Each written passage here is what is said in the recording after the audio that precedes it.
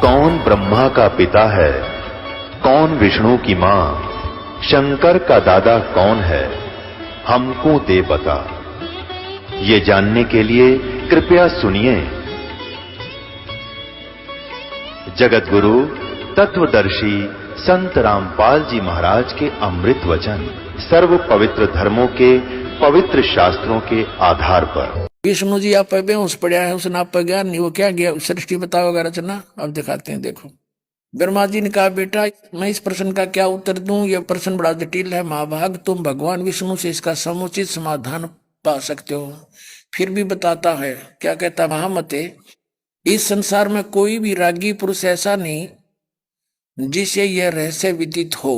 फिर विष्णु जी की तो बताओगा, जो त्यागी अहंकार रहित एवं ईर्ष्या शून्य है वही इसके रहस्य को जान सकता है पूर्व काल में। अब यहाँ बताने लग गया भी हो, एक तरफ तो यूं कह दिया कि भाई चल विष्णु जी से पूछ लिए, फिर बताने लग गया अपनी सारी कहानी के लिए। सुन मैं बताता हूं।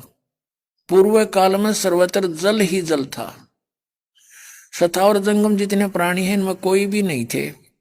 तब कमल से मेरी उत्पत्ति हुई, ब्रह्मा जी कह रहे हैं। उस समय मुझे सूर्य चंद्रमा वृक्ष तथा पर्वत कोई भी दिखाई नहीं पड़े। 116 पृष्ठ पर आ गया। मैं कमल की कणका पर बैठकर विचार करने लगा, इस अगाध जल में मैं कैसे उत्पन्न हो गया, कौन मेरा रक्षक है, तथा इस प्रलय काल में सृष्टि एवं संहार करने वाले कौन विशिष्ट पुरुष है। कहीं भी स्पष्ट रूप से भूमि भी नहीं दिखती जिस पर यह जल टिका हुआ है, और यह कमल कैसे उत्पन्न हुआ जिस पर मैं बैठा हूं। इसका भाव यह है कहने का, यों विचार करके मैं जल में उतरा, 1000 वर्ष तक पृथ्वी का अन्वेषण करता रहा।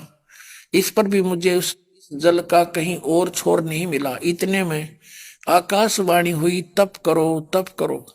तब मैंने तपस्या आरंभ की, कमल पर बैठे ही 1000 वर्ष तक तप करता रहा। फिर उसी समय सृष्टि करो ऐसी आकाशवाणी सुनाई पड़ी। उसे सुनकर मैं बड़े आश्चर्य में पड़ गया, सोचा कि किसकी सृष्टि करूं अथवा मेरा क्या कर्तव्य है।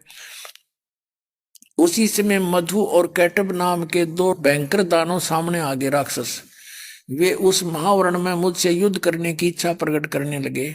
मैं उनसे भयभीत हो उठा। तब कमल का डंठल पकड़कर जल में उतरा, डरता नीचे सपीट तो उतर लिया। वहां मुझे एक परम अद्भुत पुरुष के दर्शन मिले। उनका श्री विग्रह मेघ के समान श्याम था। वे पीताम्बर पहने थे, 4 भुजाएं थी, शेष नाग की सैया पर सोए थे। सोए नहीं थे, वो बेहोश पड़े थे। उन जगत प्रभु के गले को वनमाला सुशोभित करी थी। शंख चक्र गदा पद्म उनकी 4 अवयुद्धों से वो अनुपम शोभा पा रहे थे। ऐसे शेष शाही भगवान विष्णु का मुझे दर्शन हुआ। वे योग निंद्रा के वशीभूत होकर गाढ़ी नींद में सोए हुए थे। उनकी सारी चेष्टाएं शांत थी। बेहोश पड़ा था और निंद्रा में नहीं था, आगे पता चलेगा, देखना। नारद जी, ब्रह्मा जी बता रहे अपने पुत्र नारद को, शेष नाग की सैया पर सोए हुए उन प्रभु को देखकर मेरा मन चिंतित हो उठा। इतने में भगवती योग निंद्रा याद आ गई। मैंने उनका सत्वन किया।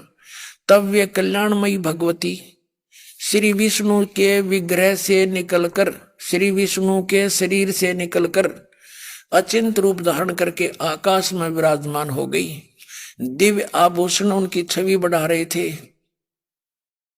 जब योग निंद्रा भगवान विष्णु के शरीर से निकल गई, अलग होकर आकाश में विराजने लगी, तब तुरंत श्री हरि उठ बैठे।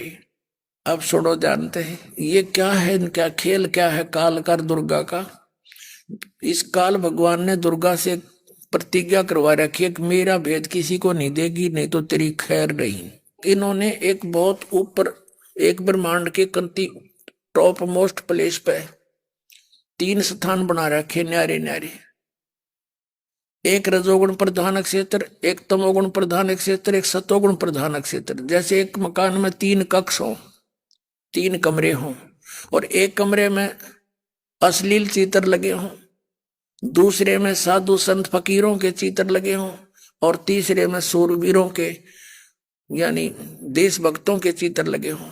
तो जब वो अश्लील चित्रों वाले कमरे में इंसान जाता है कक्ष में, तो वैसे ही बकवाद मन में उठने लग जाती है, ऐसा ही विचार बन जाते हैं। और जब दूसरे कक्ष में जाता है जहाँ साधु संत फकीरों के फोटो उनके चरित्र लिखे हों, तो उन जैसा शांत स्वभाव बन जाता है। और तीसरे में जहाँ देशभक्तों के और सूरवीरों के और शहीदों के फोटो लगे हैं, तो उनकी गाथाएं याद करके खून खोलने लग जाता है। ऐसे इसने वहां ऊपर 3 स्थान बना रखे। जब ये अपनी पत्नी दुर्गा को रजोगुण प्रधान क्षेत्र में ले जाता है और वहां रखता है इसको, और वहीं से विलास करता है। जब ये पुत्र उत्पन्न होता है ब्रह्मा, जब तक उसको वहीं रखता है और वहां रहने से उसके अंदर रजोगुण बना रहता है, तो रजोगुण के प्रभाव से उसकी उत्पत्ति होती है, तो वो रजोगुण युक्त हो जाता है। फिर उसको कोमा में रखते हैं, उनकी परवरिश जारी रखते हैं जब तक ये युवा होते हैं, इनको बेहोश रखते हैं। तो जब ये युवा हो गए, ब्रह्मा को कमल के फूल पर रख दिया, विष्णु जी को ऐसे उत्पन्न किया सतोगुण प्रधान क्षेत्र में। वहां पर ये दुर्गा लक्ष्मी का रूप धारण कर लेती है और ये काल विष्णु रूप धारण कर लेता है। उन्हीं के उन्हीं उन्हीं की शकल का वो विष्णु उत्पन्न हो जाता है, लेकिन वो सतोगुण युक्त हो जाता है। ऐसे ही फिर तमोगुण प्रधान क्षेत्र में जाते हैं ये दोनों, वहां ये पार्वती का रूप बना लेती है दुर्गा, और काल ये शिव जैसी वेशभूषा कर लेता है जैसा आप देखते हो। और इनके दोनों के संयोग से जो पुत्र उत्पन्न होता है, उसी की आकृति का, उसी को निहार का बन जाता है, उसी के स्वरूप बन जाता है। तो तीनों को ऐसे बेहोश रखते हैं और इनकी परवरिश जारी रखते हैं। अब आपने देखा जब ये युवा हो गए, ब्रह्मा को तो कमल के फूल पर बैठा कर सचेत कर दिया। यो ब्रह्मा तो आप कह रहा है कि जब मैं कमल के फूल पर बैठा था, मैंने अपने आप को कमल के फूल पर बैठा पाया, और मुझे नहीं मालूम मेरा रचने वाला कौन है, मैं कैसे कहां से आ गया। तो इसने वह सृष्टि कैसे बता दी कि सदाशिव ने अपने अंदर से दुर्गा निकाली, यो मारे सट्टे फिर वहां पर। तो ये यहाँ पर ये नकलीपन है इन लोगों का। अब यहाँ जो ये अपने विषय में बता रहा है कि जब से ये होश में आया, उसके आगे की जो बात करे वो ठीक है इसकी, उससे पहले की गलत बकवास कर रहा है। अब यहाँ काल के खेल, वो राक्षस भेज दिए, ऊते नीचे उतरे नहीं था, डरता हो, फिर सपीटता है नीचे। ये इकट्ठे करने थे तीनों। विष्णु जी वहां बेहोश पड़ा, क्योंकि उसके अंदर वह दुर्गा भूतनी की तरह प्रवेश होगी अन्य रूप बना के, और जब वह निकली तो होश में आ गया। जैसे यहाँ देखते हो प्रेत आत्माएं आ जाती हैं, वो अचेत हो जाती है वो, और वो निकल जाती है भूतनी, फिर वो ठीक हो जाती है। तो ऐसे भूतनी की तरह विष्णु जी में प्रवेश थी वह, ये तो प्रत्यक्ष प्रमाण है। उसके निकलने के बाद सचेत हो गया, तो इसको अचेत रखा हुआ था इनको सबको। ये देखिए फिर पढ़ो एक बार, ये क्या बता रहा है कि ऐसे शेषशाही भगवान विष्णु के दर्शन हुए, वे योग निंद्रा के वशीभूत होकर गाढ़ी नींद में सोए पड़े थे। उनकी सारी चेष्टाएं शांत थी। नारद जी शेषनाग के सैया पर सोए हुए उन प्रभु को देखकर मेरा मन चिंतित हो उठा। इतने में भगवती योग निंद्रा याद आ गई। मैंने उनका सत्वन किया। तब वे कल्याणमयी भगवती विष्णु के विग्रह माने शरीर से निकलकर अचिंत रूप धारण करके आकाश में विराजमान हो गई। दिव्य आभूषण उसकी छवि बढ़ा रहे थे, सारे आभूषण पहन रही थी। और जब योग निंद्रा या दुर्गा थी वैसे अपना अन्य रूप बढ़ा के इसमें प्रवेश थी, भगवान विष्णु के शरीर से अलग होकर आकाश में विराजने लगी, तब तुरंत श्री हरि उठ बैठे। यो होश में आ गया विष्णु जी, ये बेहोश पड़ा था पहले। तो ऐसे इन तीनों को ही ब्रह्मा जी खुद कहता है मैं कमल के फूल पर बैठा था, मुझे नहीं मालूम मैं कितना उत्पन्न हो गया। ऐसा गाध जल में 1000 वर्ष तक ढूंढता रहा, कहीं और छोर नहीं मिला। फिर आकाशवाणी कर दी काल ने, तप करो तप करो। इनको बैटरी चार्ज करवा लेता है अपने प्रयोग के लिए तप करके। तप किसी वेद में नहीं है, ये यहाँ से ब्रह्मा ने तप ले लिया कि आकाशवाणी करी थी इस काल ने, और इसने सोचा भगवान का आदेश है। ये इनका भगवान ने ना समझ मारा अभी तक। तो इस ब्रह्मा जी ने आगे वेदों को साथ लेकर, वेदों में कहीं तप करने का नहीं है, किसी भी सदग्रंथ में तप करने का नहीं है, बल्कि विरोध किया उसका। और ये तप इसने आकाशवाणी मान ली भगवान किया थी काल की, तो इसका यो डंगा साथ हटा दिया सब ऋषियों में। ये सारे बैठे रहे आंख नीचे हजारों वर्षों तक, इनमें से दिया आ गई। फिर ये बकवाद करने लगे एक दूसरे पर प्रभु पाकन खातिर, इनकी सारे की ब्रेन मट्टी करवा दी इस काल में। अब जो प्रसंग चल रहा है कि फिर विष्णु जी होश में आ गया, हैं। उसने मधु और कैटब राक्षस को मार दिया, 5000 वर्ष तक लगा रहा और मरे भी तब विष्णु जी से, जब वह दुर्गा नीचे आ गई सुंदर औरत बनकर, और मधु और कैटब उसकी तरफ देखने लग गए बकवाद दृष्टि थे, तब पीछे तक विष्णु जी ने मारे। तो ये समर्थ भी नहीं है। ये देखो, तब तुरंत श्री हरि बैठ उठे, उन्होंने मधु और कैटब के साथ 5000 वर्ष तक बड़ी घमासान लड़ाई की। तब ये दैत्य मरे। पहले देवी के कटाक्ष से मधु और कैटब मोहित हो गए थे। इसके बाद भगवान विष्णु ने गोद में लिटाकर उन्हें वही प्राणों से रहित कर दिया। अब देखो, 5000 वर्ष तक विष्णु पर नहीं मरे वो 2 राक्षस, और इसने सर्वशक्तिमान बतावा थे। और वो मरे जब दुर्गा नीचे आएगी और सुंदर लड़की बनकर उनके आसपास घूमने लगेगी, और वो लागे बकवास दृष्टि से देखन, तब विष्णु ने पकड़ पकड़ मार दिए दोनों। वो मरे भी कोई ना इस पे। ये देखो, ये तो इस इतिहास में लिखा है इनके में। पहले देवी के कटाक्ष से मधु और कैटब मोहित हो गए थे उसकी तरफ देख देख के। उसके बाद विष्णु ने उनको गोद में लटाकर मारा। अब वहां मैं और भगवान विष्णु 2 थे, वहीं रुद्र भी आ गया, शंकर भी। अब शंकर जी को कैलाश पर्वत पर इसको बेहोश कर रखा था, वहां कोमा में रखा, ये युवा हो गया, वहां से इसको प्रेरित कर दिया, युवा आ खड़ा करा, ये तीनों इकट्ठे कर दिए। अब तीनों को बैठा के विमान में, फिर वह दुर्गा आ गई सामने, ऊपर खड़ी होगी, इनको एक विमान आया ऊपर तक। इन्होंने सारी जालसाजी षड्यंत्र रच रखा है, सबको धोखा दे रखा है, और दुर्गा इस काल का पूरा सहयोग दे रही है, डर के मारी। अब देखो जानते, अब वहीं पर रुद्र भी प्रकट हो गया। हम तीनों को भगवती अध्याशक्ति के दर्शन हुए, या दुर्गा खड़ी होगी वहां, उन्हें देखकर मनमुग्ध हो गया। हमने उनकी उत्तम स्तुति की, तब वे आदि शक्ति हम लोगों से कहने लगी। देवी ने कहा, ब्रह्मा विष्णु और महेश्वर, तुम भली भांति सावधान होकर अपने अपने कार्य में संलग्न हो जाओ। सृष्टि स्थिति और संहार ये तुम्हारे कार्य है। ये कोई बात हुई? सृष्टि का शुरुआत कराती है कि एक दिन सृष्टि रचो, एक दिन पाड़ो रे मारो। बता, शुरुआत है यहां से करवाई। तो ये कहते हैं कि हमने कोई पृथ्वी दिखाई देती नहीं, हम इस काम को करें कहां? आगे देखो, सृष्टि स्थिति और संहार तुम्हारे कार्य हैं।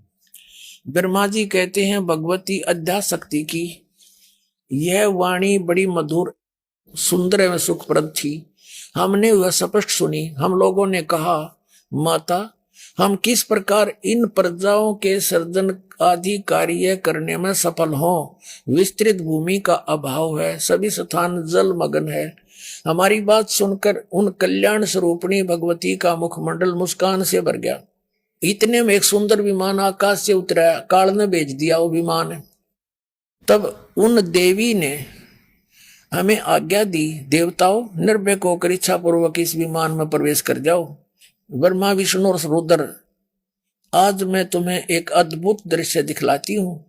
हमने भगवती की बात सुनकर उसे शिरोधार्य कर लिया। उस रतन जडित विमान पर चढ़कर हम लोग आराम से बैठ गए। ये दिखा रखा है विमान इनका। हम तीनों देवताओं को उस पर बैठे देखकर देवी ने अपने सामर्थ्य से विमान को आकाश में उड़ा दिया। ब्रह्मा जी कहते हैं, मन के समान तीव्र गति से चलने वाला वह विमान जिस अपरिचित स्थान पर गया, वहां संपूर्ण फलों से लदे हुए अनेक सुंदर वृक्ष थे। आगे एक अत्यंत सुंदर नगर दिखाई पड़ा। उसकी अद्भुत 4 दीवारी उस नगर की छवि बढ़ा रही थी। उसमें बहुत ऊंचे ऊंचे महल थे। उचित स्थान पर यज्ञशाला बनी थी। अक्षण भर के बाद वह एक दूसरे सुंदर प्रदेश में जा पहुंचा। वहां हमने देखा अनुपम नंदन वन था। पारिजात की सघन छाया के नीचे सुरभि गो बैठी थी। पास में ऐरावत हाथी विराजमान था। सैकड़ों अप्सराएं थी। ये सारा क्या है? वहां देखा तो महाभाग इंद्र भी थे। उनके समीप उनकी प्राण प्रिया सची विद्यमान थी। ये पहुंच गए वहां महास्वर्ग के अंदर, एक महा इंद्र ब्रह्मलोक के अंदर। इस काल ने ये बहुत बड़ी रचना कर रखी है। ये वहां पहुंच गए ब्रह्मलोक के अंदर। आगे देखियो, अब हम 118 पृष्ठ पर आगे पढ़ते हुए ये 3रा स्कंद पढ़ रहे हैं हम। 3रा स्कंद इतने में हमारा विमान तेजी से चल पड़ा और एक दिव्य धाम ब्रह्मलोक में जा पहुंचा। संपूर्ण देवता उस नगर के सामने मस्तक झुकाया करते थे। वहां पर एक दूसरे ब्रह्मा विराजमान थे। ओहो, उन्हें देखकर भगवान शंकर और विष्णु को बड़ा आश्चर्य हुआ। सभा लगी थी। भगवान शंकर और विष्णु ने मुझसे पूछा, अब देखो जहां पर ये पहुंचे ऊपर, वो एक अलग स्थान है जहां काल ने अपनी एक लीला से ऐसी लीला कर रखी है। वो महा ब्रह्मलोक है। उसमें महास्वर्ग जैसे सतलोक, अलखलोक, अगमलोक, अकैलोक नकली बना रखे हैं और उनमें ये सारा अपना अन्य रूप धारण कर लेता है। ऊपर के 3 स्थान जो आपको बताए, वहां पर ये क्या करता है, एक में महाब्रह्मा रूप बना लेता है, ब्रह्मा जैसा 5 मुंह का और 4 भुजाएं। दूसरे में स्थान पर ये विष्णु रूप बना लेता है। तीसरे में शिव रूप बना लेता है। तो ये जब विमान में बैठे गए तो सबसे पहले ये उस लोक में पहुंच गए, ब्रह्मलोक में। ब्रह्मलोक में देखा जहां वो 3 स्थान थे। सबसे पहले वहां गए जहां ये ब्रह्मा रूप धारण करे बैठा था काल, इनका पिता। ये देखिएगा, इतने में हमारा विमान तेजी से चल पड़ा और वह दिव्य धाम ब्रह्मलोक में जा पहुंचा। वहां एक दूसरे ब्रह्मा विराजमान थे। एक तो विमान में बैठा और एक वहां आगे देखा, वो काल था, इनका समझ में आया नहीं। उन्हें देखकर भगवान शंकर और विष्णु को बड़ा आश्चर्य हुआ। सभा लगी थी। भगवान शंकर और विष्णु ने मुझसे पूछा, चतुरानन ये अविनाशी ब्रह्मा कौन है? मैंने उत्तर दिया, मुझे कुछ पता नहीं। सृष्टि के अधिष्ठाता ये कौन है? भगवान मैं कौन हूँ? ये कौन है और हमारा उद्देश्य क्या है? इस उलझन में मेरा मन चक्कर काट रहा। इतने में मन के समान तीव्रगामी वह विमान तुरंत वहां से चल पड़ा और कैलाश के सुर में शिखर पर जा पहुंचा। कैलाश पर्वत पर बना रखा है इसने। वहां विमान के पहुंचते ही एक भव्य भवन से त्रिनेत्रधारी भगवान शंकर निकले। वो काल वहां शिव रूप धारण करे बैठा था। वे नंदी वर्षद पर बैठे थे। इनके 5 मुख थे और 10 भुजाएं थी। मस्तक पर चंद्रमा सुशोभित हो रहा था। अक्षण भर के बाद वही विमान उस शिखर से भी पवन के समान तेज चाल से उड़ा और बैकुंठ लोक में पहुंच गया। वहीं पर उस ब्रह्मलोक के अंदर ये एक महास्वर्ग बना रखा उसने, और जहां भगवती लक्ष्मी का विलास भवन था। बेटा नारद, वहां मैंने जो संपत्ति देखी उसका वर्णन करना मेरे लिए संभव है। उस उत्तम पुरी को देखकर विष्णु का मन आश्चर्य के समुद्र में गोता खाने लगा। वहां कमल लोचन श्री हरि विराजमान थे। एक विष्णु और बैठा था वहां पर एक विमान में, वो देख ही रहे हैं। अलसी के फूल के समान उनके श्री विग्रह की कांति थी। पीतांबर पहने थे, 4 भुजाएं थी। वे पक्षीराज गरुड़ पर विराजमान थे। दिव्य आभूषणों से उनकी अनुपम शोभा हो रही थी। प्राण प्रिय लक्ष्मी जी चंवर डुला रही थी। उन सनातन श्री हरि की झांकी पाकर हम सभी भौचक्के से रह गए। एक दूसरे को देखते हुए हम विमान के एक उत्तम आसन पर बैठे रहे। इतने में पवन से बातें करता हुआ वह विमान तुरंत उड़ गया। आगे अमृत के समान मीठे जल वाला समुद्र मिला। उसका जल बड़ा ही मधुर था। अब हम 119 पृष्ठ पर आ गए हैं। ये 3रा सकंद चल रहा है। आगे समुद्र में चले गए। वहां एक मनोहर द्वीप था, सुंदर द्वीप था। उस द्वीप में एक मंगल में मनोहर पलंग बिछा था। उस पलंग में सुंदर रत्न जड़े थे। उस उत्तम पलंग पर एक दिव्य रमणी बैठी थी, एक सुंदर औरत बैठी थी। वे ऐसी प्रभापूर्ण देवी थी मानो करोड़ों बिजलियां एक साथ चमक रही हो। अत्यंत सुंदर मुख था, लाल लाल दांत थे। करोड़ों लक्ष्मियों से भी अधिक वह सुंदर थी। अब आगे उन्हें देखकर हम सभी महान आश्चर्य में पड़ गए। कुछ समय तक हम वहीं ठहरे रहे। आपस में कहने लगे, यह सुंदरी कौन है? इसका क्या नाम है? हम इसके विषय में बिल्कुल अनभिज्ञ हैं। इसके नेत्र हैं, फलान है। आगे देखो। नारद यूं संदेहग्रस्त होकर हम लोग वहां रुके रहे। तब भगवान विष्णु ने उन भगवती को देखकर विवेक पूर्वक निश्चय कर लिया कि वे भगवती जगदम्बिका हैं, यानी दुर्गा हैं। तब उन्होंने कहा कि ये भगवती हम सभी की आदि कारण है। काल ने उस विष्णु जी की वो बैकग्राउंड दिखा दी, थोड़ी सी बुद्धि खोल दी, उसने अपना बचपन दिख गया दिव्य दृष्टि से। अब देखो, तब उन्होंने कहा कि ये भगवती हम सभी की आदि कारण है, महाविद्या महामाया इनके नाम है, ये पूर्ण प्रकृति है। ये देखो यहां कमाल कर दिया 120 पृष्ठ पर। ये वे ही दिवांगना हैं, विष्णु जी बता रहे हैं, जिनके प्रलय वर्ण में जब कुछ भी नहीं था, सब पानी पानी था, मुझे दर्शन हुए थे। उस समय मैं बालक रूप में था, मुझे पालने पर ये झुला रही थी। वट वृक्ष के पत्थर पे एक सुदृढ़ सैया बिछी थी, उस पर लेटकर मैं पैर के अंगूठे को अपने कमल जैसे मुख में लेकर चूस रहा था। इन्हें देखकर मुझे पहले की बात याद आ गई, ये हम सबकी जननी है। अब आगे समझ में आपका। अब विष्णु जी खुद कह रहे हैं कि मैं छोटा सा बालक था और जब इसके दर्शन हुए, मैं पिछली बात याद आ गई, थोड़ी सी झलक दिखा दी इसको कि मैं छोटा सा बालक पालने पर झूल रहा था, रिया मैंने झुला रही थी। अब देखो, अब 123 पृष्ठ पर आ जाते हैं। ब्रह्मा जी बताता हुए आ रहे हैं 123 पृष्ठ पे, तीसरा स्कंद। अब विष्णु जी अपनी माता दुर्गा की स्तुति करते हैं, तुम शुद्ध स्वरूपा हो, सारा संसार तुम्ही से उद्भासित हो रहा है। मैं ब्रह्मा और शंकर हम सभी तुम्हारी कृपा से विद्यमान है। हमारा आविर्भाव माने जन्म और तिरोभाव माने मृत्यु हुआ करता है। हमारा तो जन्म मृत्यु होता है, केवल तुम ही नित्य हो, जगत जननी हो, प्रकृति और सनातनी देवी हो।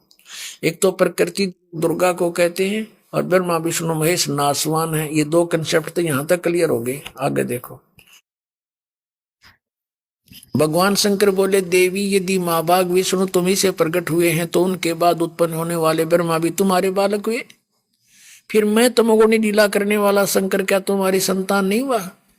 अर्थात मुझे भी उत्पन्न करने वाली तुम ही हो। संपूर्ण संसार की सृष्टि करने में तुम बड़ी चतुर हो। इस संसार की सृष्टि, स्थिति और संहार में तुम्हारे गुण सदा समर्थ है। उन्हीं तीनों गुणों से उत्पन्न हम रजगुण ब्रह्मा, सतगुण विष्णु, तमगुण शंकर समझो।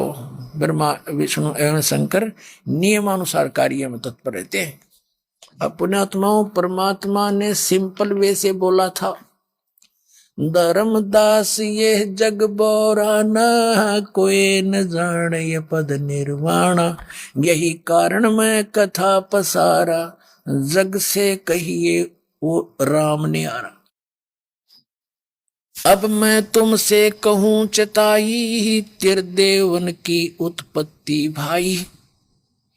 माँ अष्टंगी पिता निरंजन, ये जम दारुण वंशन अंजन। पहले कीन निरंजन राई, पीछे से माया उपजाई। माया रूप देख अति शोभा, देव निरंजन तन मन लोभा। तीन पुत्र अष्टंगी जाए, ब्रह्मा विष्णु शिव नाम धराए। धर्मराय किन्ने भोग विलासा, माया को रही तबासा। तीन पुत्र अष्टंगी जाए, ब्रह्मा विष्णु शिव नाम धराए। उस समय किससे नहीं माना? अरे हमारे धर्म गुरुओं ने परमात्मा के साथ वो कुबद करी। उनकी सारा इतिहास धीरे धीरे बताएंगे आपको, कैसे जुल्म गुजारे थे नकलिया ने। और वो परमात्मा सच्ची कहा करते कि ये ऐसे अराध हमारे सदग्रंथ ये सच्ची बता रहे हैं। अब देखना, अब हम ये शिव पुराण में आगे हैं, देवी पुराण रख दिया हमने। गीता प्रेस गुरुकुल से प्रकाशित है, ये वही की वही है जो पहले आपको दिखाई थी। हनुमान प्रसाद पोदार इसके संपादक हैं। गोविंद वन कार्यालय कोलकाता का संस्थान, ये यहाँ से गीता प्रेस गुरुकुल से छपी है। अब इसमें हमने यहाँ तक पढ़ा था। अब ब्रह्मा जी यहाँ बता रहे हैं 99 पृष्ठ पे, यहां से शुरू आता। ब्रह्मा जी ने यहां से पूछा था, अपने पुत्र नारद की बात सुनकर लोक पिता में ब्रह्मा इस प्रकार बोले। नारद जी ने पूछा था कि संसार की सृष्टि किसने की, कैसे रचा है संसार? ब्रह्मा जी ने कहा, ब्रह्मन देव श्रीमणे, तुम सदा समस्त जगत के उपकार में लगे रहते हो। तुमने लोगों के हित की कामना से उत्तम बात पूछी है। अब यहाँ बताते हैं जिसमें समस्त चराचर नष्ट हो गया था, कुछ भी नहीं था उस समय, केवल तत् सत ब्रह्म इस श्रुति में जो सत सुना जाता है एकमात्र वही शेष था। अब मोटा मोटा हल लेंगे हम। उस निराकार परमात्मा ने अपनी लीला शक्ति से अपने लिए मूर्ति की कल्पना की, जिस पर ब्रह्म के विषय में ज्ञान और ज्ञान के बारे में कुछ कहा जाता है। और वो फिर क्या हुआ, जो मूर्ति रहित परमात्मा है उसकी मूर्ति वो सदाशिव है, उसकी मूर्ति भगवान सदाशिव हैं। ये सदाशिव काल बन गया सदाशिव। अर्वाचीन और प्राचीन विद्वान उन्हीं को ईश्वर कहते हैं। उस समय एकाकी रहकर स्वेच्छानुसार विहार करने वाले सदाशिव ने अपने विग्रह से, अपने शरीर से स्वयं ही एक स्वरूप भूता शक्ति की सृष्टि की, जो उनके अपने श्रीअंग से कभी अलग होने वाली नहीं थी। उस पराशक्ति को प्रधान प्रकृति गुणवती बुद्धि तत्व की जननी तथा विकार रहित बता गया। वह शक्ति अंबिका कही गई है, दुर्गा। उसी को प्रकृति सर्वेश्वरी त्रिदेव जननी, तीनों देवताओं की माता, नित्य और मूल कारण भी कहते हैं। सदाशिव द्वारा प्रकट की गई उस शक्ति की 8 भुजाएं हैं। होगी, अंडरस्टूड हो गया यूं कि दुर्गा के विषय में कह रहा है ब्रह्मा जी, और क्या बता रहा है कि उस सदाशिव ने यानी काल ने, काल भगवान ने, यहां देखो आगे पता चलेगा, नाना प्रकार के आभूषण उसके श्री अंग की शोभा बढ़ाते हैं। वह देवी नाना प्रकार की गतियों से संपन्न है, अनेक प्रकार के अस्त्र शस्त्र धारण करती है। दुर्गा की परिभाषा है सारी। एकाकिनी होकर वह माया संयोग वसात अनेक हो जाती है। और जो वे सदाशिव हैं उन्हें परम पुरुष ईश्वर शिव शंभु और महेश्वर कहते हैं। अब देखो यहां क्लियर हो जाएगा 101 पृष्ठ पे रुद्र संहिता। वे अपने सारे अंग में भस्म रमाए रहते हैं। उन काल रूपी ब्रह्म ने, काल रूपी ब्रह्म ने, काल रूपी ब्रह्म कहो, सदाशिव कहो, ज्योत निरंजन कहो, एक ही समय शक्ति के साथ नाथ नहीं है, शिवलोक नामक अक्षेत्र का निर्माण किया था। उस उत्तम अक्षेत्र को काशी कहते हैं, जो सबके ऊपर विराजमान है। वे प्रिया और प्रियतम रूप यानी पति पत्नी रूप में दुर्गा और शिव, शक्ति और शिव जो परमानंद स्वरूप हैं, उस मनोरम अक्षेत्र में नित्य निवास करते हैं। काशीपुरी परमानंद रूपणी है। मुने शिव और शिवा ने प्रलय काल में भी कभी उस अक्षेत्र को अपने सानिध्य से मुक्त नहीं किया। देवर से एक समय उस आनंद वन में रमण करते हुए शिवा और शिव के मन में, ये शिवा कौन है, वहां दुर्गा, और शिव ये काल, इसके मन में एक इच्छा हुई कि अब किसी दूसरे पुरुष की सृष्टि करनी चाहिए, जिस पर यह सृष्टि संचालन का महान भार रखकर हम दोनों केवल काशी में रहकर इच्छा अनुसार विचरे और निर्वाण धारण करें। ऐसा निश्चय करके शक्ति सहित सर्वव्यापी परमेश्वर शिव ने अपने वाम भाग के 10वें अंग पर अमृत मल दिया, यानी उन्हें दोनों ने पति पत्नी व्यवहार किया। फिर तो वहां से एक पुरुष प्रकट हुआ, एक पुत्र की उत्पत्ति हुई। अब उसका नाम क्या रखा, 102 पृष्ठ पर आगे हम रुद्र संहिता का। अब शिव ने कहा, वत्स बेटा, व्यापक होने के कारण तुम्हारा विष्णु नाम विख्यात हुआ। अब कैसे हो गया, इस काल और दुर्गा के संयोग से विष्णु की उत्पत्ति, ये हमारे सदग्रंथ ने प्रमाणित कर दी, शिव पुराण ने। आगे देखो, अब ये 6वां अध्याय रुद्र संहिता का यहां समाप्त हो गया, जो हम यहां पढ़ रहे थे। अब 7वां अध्याय शुरू होता है। ब्रह्मा जी कहते हैं देव से, तत्पश्चात कल्याणकारी परमेश्वर शाम सदाशिव ने यानी काल ने जैसे विष्णु उत्पन्न किया दुर्गा के संयोग से, पूर्ववत प्रयत्न करके मुझे अपने दैन्य अंग से उत्पन्न कर दिया। अपने आत्माओं, इसमें के स्पष्ट होगा जो दास कहना चाहा था कि इन ब्रह्मा विष्णु महेश्वर को भी कख भी पता नहीं अध्यात्म मार्ग का, ना इस सृष्टि रचना का। परमात्मा ने आके इनको, क्योंकि ये भी उसके बच्चे हैं, सारी पृथ्वी चीटी से लेकर हाथी तक सभी उसी की आत्मा है। हिंदू मुस्लिम सिख ईसाई सब उसी के बच्चे हैं। ब्रह्मा विष्णु महेश ये देवता सब उसी के बच्चे हैं। अब अपनों के लिए वही दुख पाता है अपना ही, इस काल ने हमारी मत मार रखी है।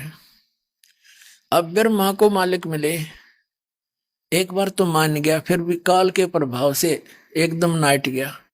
अब वो परमात्मा से सुना ज्ञान है। अब ये खुद आपने देखा देवी पुराण में ब्रह्मा जी कहते हैं, बेटा नारद, जब मैं उत्पन्न हुआ मैं कमल के फूल पर बैठा था, मुझे नहीं मालूम उस अगाध जल में मैं कहां से आ गया, मेरा कौन उत्पन्न करने वाला। तो इसने न्यू कैसे पता लग गया कि वह शिव जी ने, सदा शिव ने अपने शरीर तो वह देवी निकाल दी। ये कहां से ज्योतिष सोच दी इसने, ये मारे सट्टे। तो ये तुक्के हैं इनके, इन जो अपने सचेत होने से पहले जो इसने अटकलबाजी वह सारी झूठ है। परमात्मा से सुनी हुई और अड़ंगा बनाकर पेश करी कि अपने आप निकाल दी। और मालिक ने बताई सारी कहानी कि हम वहां पहुंचे, इसके पेट से निकाला इसको, और फिर वहां से निकाल कर यहां फेंक दिया नीचे। तो जो परमात्मा ने बताई वह सत्य है, और उसका समर्थन आज इन सदग्रंथों ने भी दे दिया कि उसी काल और दुर्गा से ब्रह्मा की भी उत्पत्ति, काल और दुर्गा से विष्णु के जन्म हुआ। यहां पर लेखक अनुवाद करता थोड़ी सी विचलित हो गया। उसने ये सोचा कि भी शिव से शिव की उत्पत्ति कैसे लिखूं, लेकिन इससे पहले विद्वेश्वर संहिता है 28-29 पृष्ठ पर, वह स्पष्ट लिख रखा है ब्रह्मा और विष्णु का आपस में युद्ध हो गया। किस बात पर? विष्णु कहता है मैं तेरा बाप, ब्रह्मा जी कहते हैं मैं तेरा बाप। इस बात पर झगड़ा हो गया। उनके बीच में एक स्तंभ खड़ा कर दिया, पिलर, यानी एक लिंग तेजों में काल ने, और वहां शिव का रूप धारण करके आके खड़ा हो गया। इन दोनों को धमकाया कि तुम अपने आप को भगवान मान बैठे, तुम भगवान नहीं हो, हैं? और फिर वहां पर ये चार सिद्ध हो जाते हैं। अब परमात्मा ने जो अपने द्वारा रची सृष्टि बताई वह सारी सत्य है, इससे हमारा उसको समर्थन है। ये देखिएगा शिव पुराण फिर दिखाते आप, ये गीता प्रेस गोरखपुर से प्रकाशित वही है, यह देखना। ये है विद्वेश्वर संहिता, पहले हमने रुद्र संहिता पढ़ी थी, रुद्र संहिता, और ये 24 पृष्ठ पे ये इनके बीच में उसने स्तंभ खड़ा कर दिया, ब्रह्मा और विष्णु का आपस में युद्ध हो गया। फिर वहां ये सदा शिव यानी शिव रूप धारण करके खड़ा हो गया। ब्रह्मा और विष्णु ने पूछा प्रभु सृष्टि आदि 5 कृत्यों के लक्षण क्या हैं, ये हम दोनों को बताइए। भगवान शिव बोले ये काल शिव रूप में खड़ा हो गया, और फिर क्या कहता है मेरे कर्तव्यों को समझना अत्यंत गहन है, तथापि मैं कृपा पूर्वक तुम्हें उनके विषय में बता रहा हूं, आगे आ जाओ। अब ये 26 पृष्ठ पर देखना विद्वेश्वर संहिता के, यहां जाते हैं पुत्रो। अब ये काल कहता है ब्रह्मा और विष्णु को, बेटो पुत्रो तुम दोनों ने तपस्या करके प्रसन्न हुए मुझ परमेश्वर से सृष्टि और सतिथि नामक 2 कृत यानी 2 डिपार्टमेंट प्राप्त किए हैं। ये दोनों तुम्हें बहुत प्रिय हैं। इसी प्रकार मेरी विभूति स्वरूप रुद्र और महेश्वर ने, ये ने है मैं नहीं है, 2 अन्य उत्तम कृत संहार और तिरोभाव मुझसे प्राप्त किए। तो दास जो कहना चाहा था कि 2 तो ब्रह्मा विष्णु हो गए, रुद्र और महेश्वर हो गए, 5वां यू बोल रहे है यो इनका पिता है ब्रह्मा विष्णु और महेश का, इति सिद्धम। परमात्मा कबीर जी ने 600 वर्ष पहले जो आके ज्ञान कहा था पुण्यात्माओं कि ब्रह्मा विष्णु महेश नासवान है, इनकी जन्म मृत्यु होती है, ये पूज्य नहीं है। 3 देव की जो करते भक्ति उनकी को देना होवे मुक्ति। और इस बात का विरोध किया गया था बहुत गणा। इन नकली गुरु ऋषि महर्षि ब्राह्मणों ने कबीर साहब को ये कहकर रिजेक्ट कर दिया था, ये तो दुल्हा है, ये धानक है, अशिक्षित है, ये क्या जाने सदग्रंथों के विषय में, ये सारी झूठ बोल रहा है। और परमात्मा कहा करते थे कि साच कहूं तो जग नहीं माने, पर झूठ कही ना जाई हो, ये ब्रह्मा विष्णु शिव जी दुखिया जिन ये राह चलाई हो। अपने आत्माओं जो दास ये सिद्ध करना चाहता था आज के सत्संग में कि परमात्मा कौन है। परमात्मा वो है जिसने वेद पढ़े नहीं, और गीता पढ़ी नहीं, अक्षर ज्ञान नहीं था जिसको हम मानते हैं, संस्कृत भाषा नहीं जाने थे। और उन्होंने वो सारी सत्य कथा 600 वर्ष पहले बता रखी, जो हमारे गुरु ऋषि ब्राह्मणाचार्य और शंकराचार्यों ने आज तक ज्ञान नहीं सदग्रंथों में लिखा, और उसी का समर्थन हमारे सदग्रंथों ने बताया। तो who is God? Kabir is God. और सौभाग्य आपका, आपको परमात्मा के इस ज्ञान सुनने का अवसर मिल गया। अपना कल्याण कराओ और नाम लो, और सब ने जा बताओ सच्चाई कहां पर है, सबका कल्याण होगा।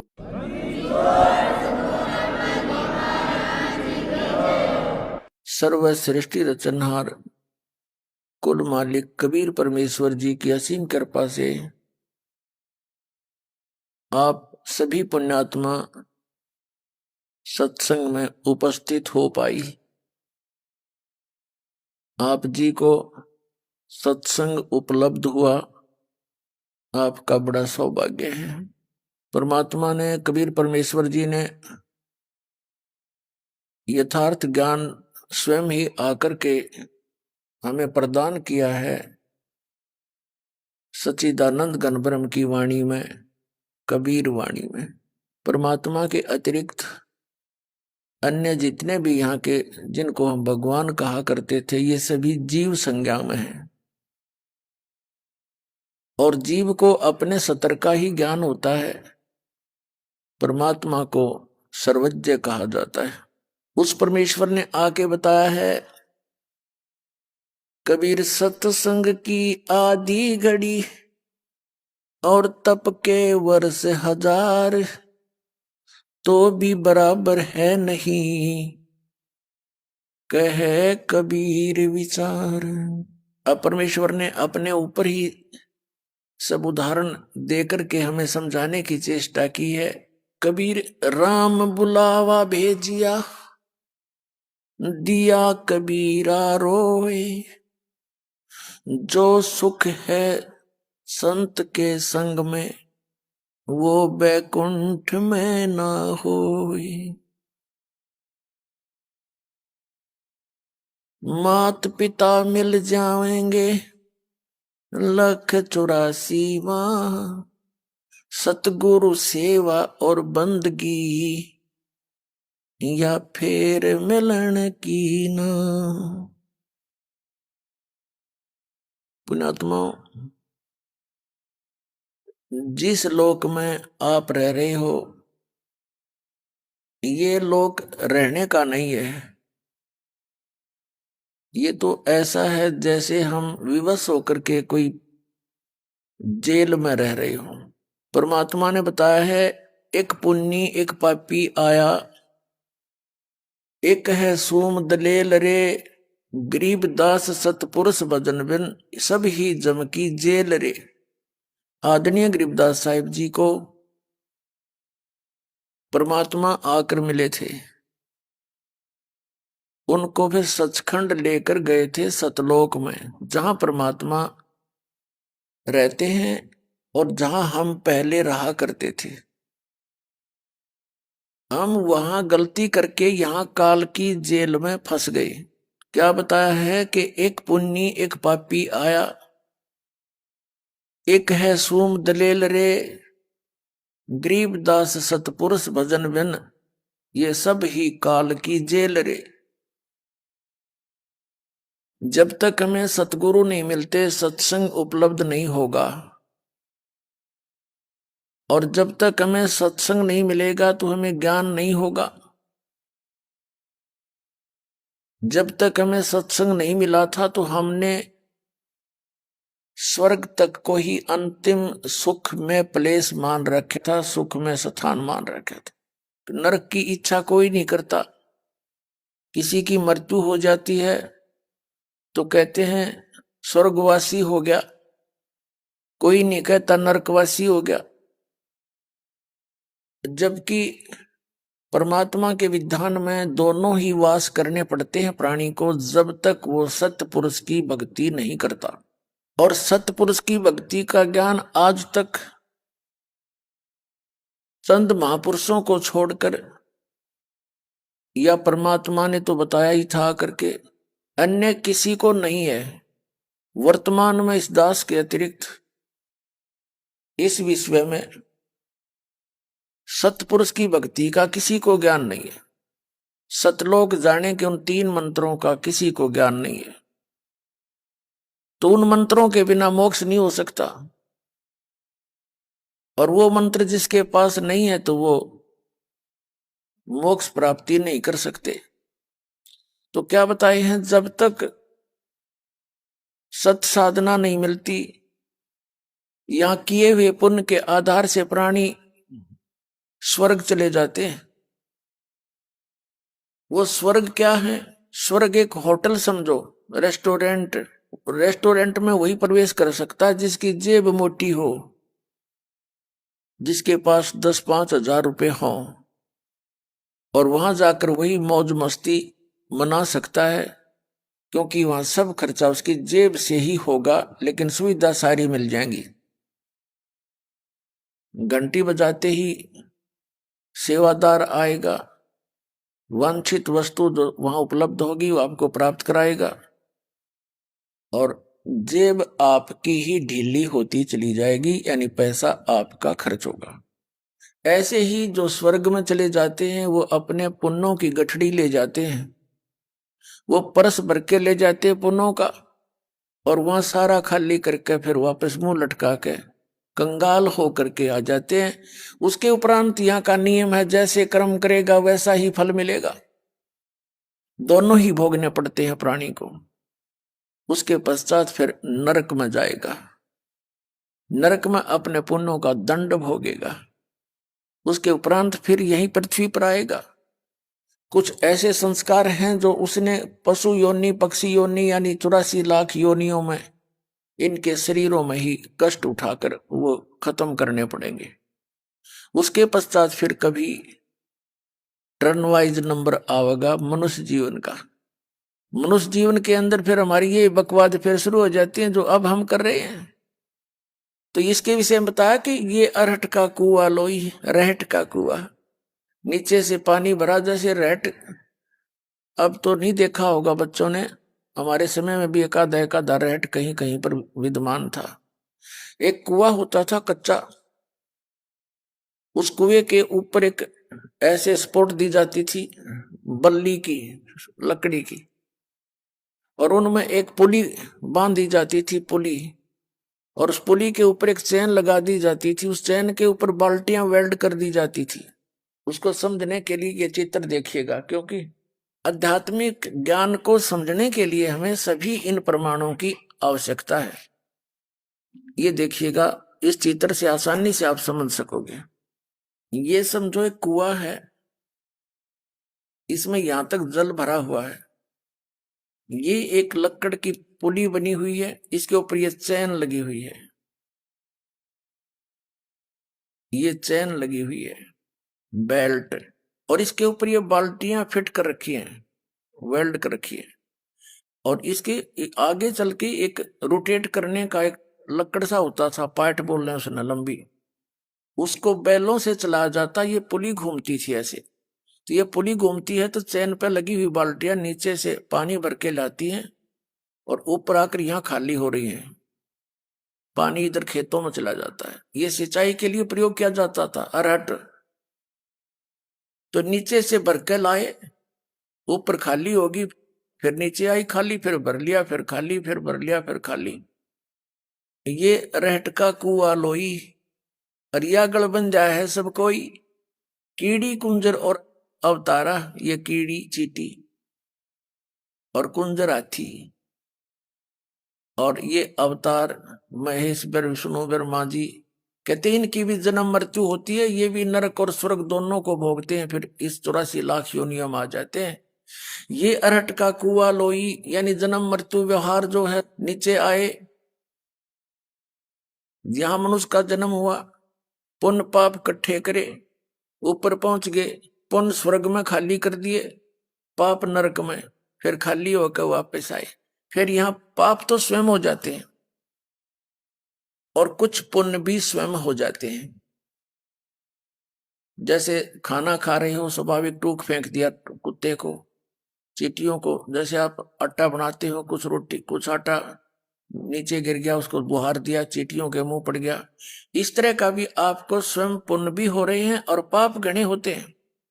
और पुण्य, विशेष पुण्यों को बनाने के लिए हमने विशेष व्यवस्था करनी पड़ती है। तो दोनों ही पुण्य स्वर्ग में नष्ट किए, खाली जेब करी, और पाप नरक में, और फिर यहीं आगे फिर यही प्रोसेस, पुण्य बने या पाप, फिर ऊपर गए फिर नीचे, फिर ऊपर गए फिर नीचे। कहते हैं इसका अंत अब हो सकता है। अब क्या बताते हैं, कीड़ी कुंजर और अवतारा, ये हर हट डोर बंधे कई बारा, ये हर हट डोर बंधे कई बारा। ये ब्रह्मा विष्णु महेश भी जन्मते मरते हैं और फिर 84 लाख योनियों में आम प्राणी की तरह भटक रहे होते हैं। अन्य ब्रह्मा विष्णु महेश ये काल फिर से दुर्गा से उत्पन्न करके उन पोस्टों पर रख देता है। ये यहाँ की व्यवस्था है। इसके विषय में क्या बताया है कि एक पुण्य एक पापी आया, एक है सोम दलेल रे, गरीब दास सतपुरुष भजन बिन, ये सब ही काल की जेल रे। तो हम यहाँ जेल में रह रहे हैं, हम स्वतंत्र नहीं है। आप अपने कर्मों के आधार से एक दूसरे के साथ जुड़े हुए हो। किसी की पत्नी परेशान करती है तो किसी का पति कर रहा है, किसी का पिता शराबी है तो किसी का पुत्र शराबी है, किसी की बेटी निकम्मी है तो किसी का बेटा निकम्मा है। यानी वो संस्कार हमारे जुड़े हुए हैं और वो हमें भोगने के लिए विवश रहना पड़ता है। और फिर हम अन्य, यहाँ कष्ट हमारे ऊपर है। जैसे हम बच्चों की परवरिश करते हैं, उसके वश होकर के हम सारा दिन काम करते हैं, शाम ने अपनी उसी कोठड़ी में आ जाते हैं। तो ये ऐसी व्यवस्था है इस जेल की। हम लगते हैं स्वतंत्र, लेकिन हम हैं पूर्ण रूप से परतंत्र। प्रत्येक क्रिया में हम परतंत्र हैं। आइए अब हम उन श्रद्धालुओं के अनुभव जानते हैं जो जगत गुरु तत्वदर्शी संत रामपाल जी महाराज जी से दीक्षा प्राप्त कर चुके हैं तथा उनके द्वारा बताए गए भक्ति मार्ग पर चल रहे हैं। सर नमस्कार। सर नमस्कार। क्या नाम है आपका? सर मेरा नाम ललित चौहान है। ललित जी कहाँ से आए आप? सर मैं डिस्ट्रिक्ट मंडी हिमाचल प्रदेश से हूँ। सर क्या करते हैं आप? सर मैं ग्रेजुएट हूँ और आजकल मैं कॉम्पिटिटिव एग्ज़ाम की प्रिपरेशन कर रहा हूँ। सर संत रामपाल जी महाराज जी की शरण में आने से पहले आप क्या भक्ति साधना करते थे? सर सतगुरु रामपाल जी महाराज जी की शरण में आने से पहले मैं जो है, जैसे अपने हिमाचल में नॉर्मल देवी देवताओं की पूजा होती है तो उनकी पूजा करना, और इसमें प्राथमिकता देता था जैसे विष्णु जी, दुर्गा जी हो गए, शिव जी और हनुमान जी हो गए, तो इनकी भक्ति साधना हम करते थे। और नॉर्मल जो भी अपने लोकल देवी देवता थे उनकी भक्ति साधना करना, बलि प्रथा हमारे काफ़ी मशहूर है तो मतलब वो चीज़ भी करते थे। साथ में जैसे श्राद्ध वगैरह कर्मकांड जो भी होते हैं वो सारी भक्ति क्रिया हम करते थे। ललित जी जैसे आपने बताया कि आप हिमाचल प्रदेश से बिलोंग करते हैं, तो आप बचपन से ही हिमाचल प्रदेश की पारंपरिक पूजाएं आप करते आ रहे थे, तो आपने संत रामपाल जी महाराज जी से नाम दीक्षा क्यों ली? देखिए सर, भक्ति साधना तो कर रहे थे, लेकिन जैसे पहले मैं जैसे सुधांशु महाराज से उनके प्रवचन सुनता था तो उनसे मेरे को इंस्पायरेशन ये मिली कि जैसे ब्रह्मा विष्णु शिव जी की भक्ति करनी चाहिए, यही सुप्रीम है। तो जैसे उनकी भक्ति करते करते फिर उसके बाद मैं जैसे गुरमीत राम रहीम जी के मतलब उनके सत्संग सुनना स्टार्ट किया, तो उससे पता चला कि परमात्मा एक है, उसका केवल ओम मंत्र है, और जो है वो एक केवल डिवाइन लाइट है, मतलब फॉर्म में नहीं, आकार में नहीं है। तो उनके प्रवचन में लगभग 4-5 महीने सुने, समझे, तो फिर उससे मन में क्या हुआ कि मतलब एक प्रेरणा जागृत हुई कि गुरु बनाना आवश्यक है। ठीक है, क्योंकि गुरु बिना वैसे भी कोई गति नहीं है, वैसे बोला जाता है। तो वही चीज़ फिर मैंने फॉलो करना स्टार्ट की। तो जैसे मतलब मेरा प्लान था जाने का, मतलब गुरमीत राम रहीम जी से दीक्षा लेने का। तो बीच में क्या हुआ कि मेरे एक चाचा जी है, कश्मीर सिंह नाम है उनका, तो उन्होंने संत रामपाल जी से नाम दीक्षा ले रखी थी। तो उन्होंने एक बार क्या हुआ, मतलब जैसे मेरे को सत्संग दी संत रामपाल जी महाराज के सुनने को कि एक बार इनको सुनिए, तो फिर उसके बाद आप निर्णय करना कि आपने किससे नाम दीक्षा लेनी है। तो उसके बाद मैं संत रामपाल जी महाराज जी के सत्संग सुनना स्टार्ट किए। मैंने लगभग 6-7 महीने मतलब सुने थे। तो उसमें से मेरे को पता चला कि ब्रह्मा विष्णु महेश से भी कोई ऊपर शक्ति है। जब मैं छोटा था तो दिमाग में क्वेश्चन पैदा होता था कि मतलब ब्रह्मा विष्णु महेश मतलब इनका जन्म कैसे हुआ और क्यों हुआ, मतलब क्या, मतलब कहाँ से आए हुए हैं। तो उस चीज़ का आंसर मेरे को नहीं मिल पाया था पहले। तो जैसे संत रामपाल जी महाराज जी से नाम दीक्षा ली, तो उसके बाद उनका ज्ञान वगैरह सुना, तो तब करके मेरे को पता चला कि ब्रह्मा विष्णु महेश मतलब इनके भी माता पिता है और इनकी भी उत्पत्ति और ये मतलब जन्म मृत्यु में आते हैं। ललित जी, जब भी हम संत रामपाल जी महाराज जी के शिष्यों से मिलते हैं तो वो निस्संदेह बताते हैं कि संत रामपाल जी महाराज जी सभी शास्त्रों के अनुसार भक्ति विधि बताते हैं, लेकिन हमें ये भी सुनने में आता है कि संत रामपाल जी महाराज जी देव देवताओं की भक्ति छुड़वाते हैं। आप हिमाचल प्रदेश से बिलोंग करते हैं, हिमाचल को देवी देवताओं की भूमि कहा जाता है। क्या वास्तव में संत रामपाल जी महाराज देव देवताओं की भक्ति छुड़वाते हैं? नहीं, देखिए, जब मैं संत रामपाल जी महाराज जी से नहीं जुड़ा था, जब तक इनका ज्ञान नहीं सुना, तो मेरे को भी ये लगता कि मतलब यही बात सच है कि संत रामपाल जी महाराज देवी देवताओं की पूजा छुड़वाते हैं, ब्रह्मा विष्णु शिव की पूजा छुड़वाते हैं। तो जैसे संत रामपाल जी महाराज जी का ज्ञान सुना तो उसे पता चला संत रामपाल जी महाराज देव देवताओं की पूजा छुड़वाते नहीं, बल्कि उनको मतलब मतलब शास्त्र अनुकूल बताते हैं। जैसा हमें हमारे भगवत गीता में बताया है, तो उस तरीके से वो हमको भक्ति साधना बताते हैं। जैसे हर एक जो धर्मगुरु है उनकी थ्योरी वैसे अलग है। अब जैसे सुधांशु महाराज जी के जैसे प्रवचन सुनता था तो ब्रह्मा विष्णु शिव जी को सुप्रीम बताते थे। गुरमीत राम रहीम जी के वचन सुने तो उसे पता चला कि परमात्मा निराकार है और उसका केवल वो मंत्र है। लेकिन जब संत रामपाल जी महाराज से नाम दीक्षा मतलब उनका सत्संग वगैरह सुना, तो उसके बाद पता चला कि सुप्रीम गॉड कोई और है, वो साकार भी है और मतलब एक जैसे एक ह्यूमन बॉडी होती है वैसे उनके शरीर का भी आकार है। तो जैसे सत्संग सुना तो उनसे पता चला, जैसे संत रामपाल जी ने अपने जैसे पुराण है, अपने वेद है, गीता है, कुरान शरीफ है, बाइबल है, गुरु ग्रंथ साहिब है, उन सबसे प्रमाणित करके बताया कि परमात्मा साकार है और उसका नाम कबीर देव है। वही मतलब सुप्रीम गॉड है जिन्होंने सारी सृष्टि की रचना की। और सर जैसे बाकी धर्मगुरुओं की एक बात मैंने नोटिस की, वो मतलब शास्त्रों के अनुकूल जो है ज्ञान नहीं दे पा रहे हैं, ना ही उनके पास है कोई ज्ञान। शास्त्रों से वो प्रमाणित करके बताते नहीं कुछ भी, जो भी उन्हें सुनी सुनाई बातें हैं वो बताते रहते हैं जनता को। तो संत रामपाल जी महाराज की बात अच्छी लगी थी जब मैंने सुना था, तो उन्होंने प्रमाण सहित बताया ब्रह्मा विष्णु महेश की उत्पत्ति कैसे हुई और पूर्ण परमात्मा कबीर देव जी कैसे हैं। उन्होंने सारे मतलब सदग्रंथों से प्रमाण दे के बताया है। सर, संत रामपाल जी महाराज जी के शिष्यों से जब हम मिलते हैं तो वो दावा करते हैं कि संत रामपाल जी महाराज से नाम दीक्षा लेने के बाद उनके बड़े बड़े रोग दूर हो जाते हैं, उनके दुखों का निवारण हो जाता है, भूत प्रेत जैसी समस्याएं दूर हो जाती है। क्या आपके साथ भी ऐसा कोई अनुभव हुआ है? सर जैसे हम पहले ना देखो देवी देवताओं की भक्ति करते थे, तो घर में से क्लेश वगैरह लड़ाइयाँ वगैरह काफ़ी ज़्यादा होती थी, मतलब मारपीट इतनी हो जाती थी जैसे मतलब ऐसा लगता था कि कभी कभार कोई हत्या भी ना हो जाए। तो जैसे घर में जैसे दादाजी वगैरह पापा जी वगैरह काफ़ी ड्रिंकिंग वगैरह करते, स्मोकिंग वगैरह काफ़ी करते, डेली करते थे। तो वैसे मतलब उनको उस चीज़ को ख़त्म के लिए हमने मतलब जैसे दवाइयाँ वगैरह भी दी, लेकिन कोई फ़र्क नहीं पड़ा। कुछ दिन आराम रहता, लेकिन फिर से वही स्थिति स्टार्ट, लड़ाइयों वाली। तो उस टाइम अपना जैसे मतलब छोटे थे तो मतलब स्टडी का भी मतलब पढ़ने की उम्र थी, तो वो भी काफ़ी वो डिस्टर्ब हुई थी उस टाइम। तो जैसे आर्थिक स्थिति भी काफ़ी कमज़ोर हो गई थी, जितना कमाते थे वो भी मतलब घर पे नहीं उससे गुजारा हो पाता था। तो और जैसे बीमारियां भी काफ़ी मतलब वो थी। तो जैसे संत रामपाल जी महाराज जी से नाम दीक्षा ली तो सबसे पहले तो नशे से छुटकारा मिला। मतलब जैसे दादाजी वगैरह पीते तो धीरे धीरे नशा घर के बाहर हो गया, मांस वगैरह खाते थे वो भी ख़त्म हो गया। तो पहले तो नशे से निजात मिली, फिर उसके बाद पापा जी नाम दीक्षा ले ली तो उनका भी नशा परमात्मा की कृपा से एकदम छूट गया।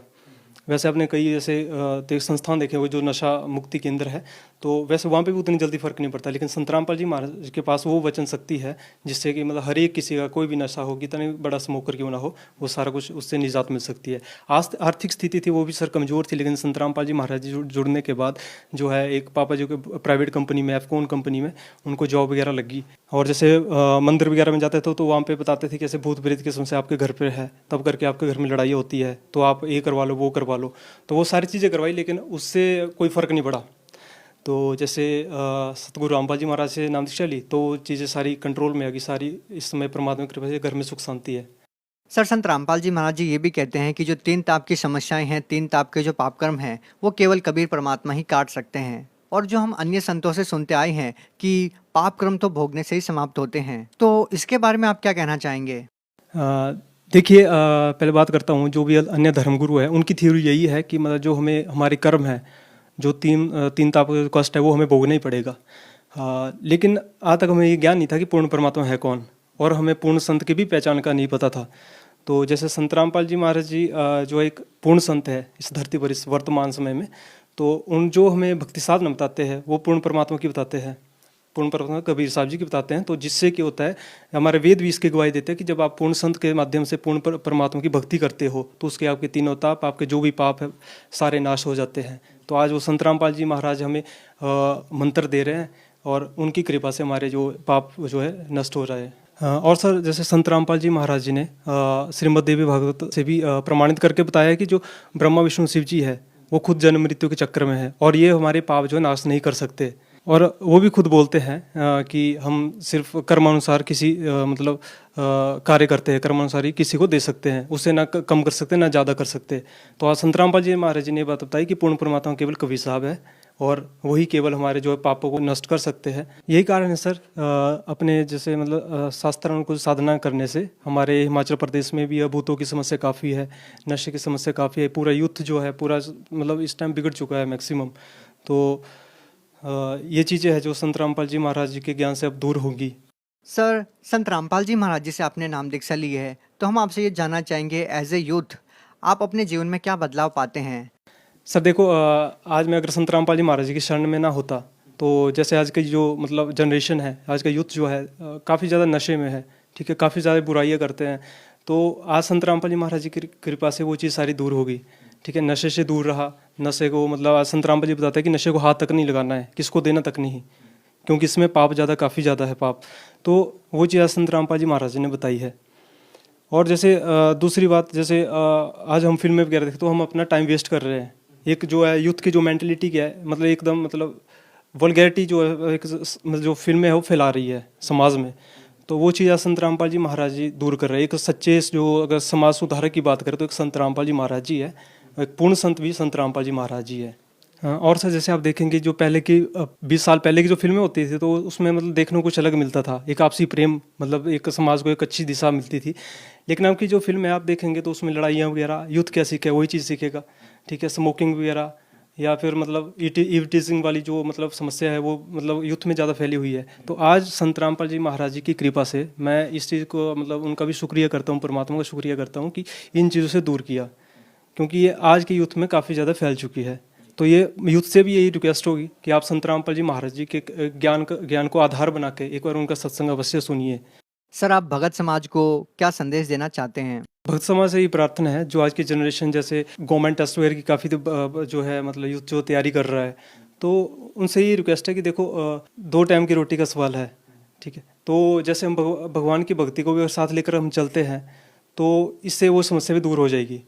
हमको जो है मतलब अगर हम जॉब की समस्या वही परमात्मा पूरी करेंगे, ठीक है, संत रामपाल जी महाराज के द्वारा दी गई सतभक्ति से हमारे को लाभ भी प्राप्त होगा। तो जो भी हमारी समस्या, आर्थिक समस्या, सारी समस्या दूर होगी। तो यही रिक्वेस्ट करूंगा पूरे यूथ से कि एक बार संत रामपाल जी महाराज जी के सत्संग को अवश्य सुने, उनके सत्संग को अपने जीवन में ढालकर जो उनके द्वारा दी गई सतभक्ति है उसको अवश्य करें और संत रामपाल जी महाराज से जल्द जुड़ें। सर, अगर कोई व्यक्ति आपकी तरह संत रामपाल जी महाराज से नाम दीक्षा लेना चाहता है तो उनसे वो नाम दीक्षा कैसे प्राप्त कर सकता है? सर, संत रामपाल जी महाराज जी से नाम दीक्षा लेने के लिए अब पूरे भारत में ही नहीं, मतलब जो बाहर की अदर कंट्रीज़ है वहाँ पे भी है जो है नाम दीक्षा, जो नामदान केंद्र है उसकी सुविधा उपलब्ध करवाई गई है। अब तक पूरे विश्व में लगभग 500-550 प्लस जो है नाम दीक्षा केंद्र खुल चुके हैं, ठीक। तो आप वहाँ पे नाम दीक्षा ले सकते हो और उनकी जानकारी आपको जैसे चैनल पे जो पट्टी चलती है उसके ऊपर जो है आश्रम के जो नंबर होते हैं उनके ऊपर कांटेक्ट करके आप अपने नज़दीक जो नाम दीक्षा केंद्र होगा उसका पता करके आप नाम दीक्षा ले सकते हैं। जी धन्यवाद। ठीक है, सत्सवी।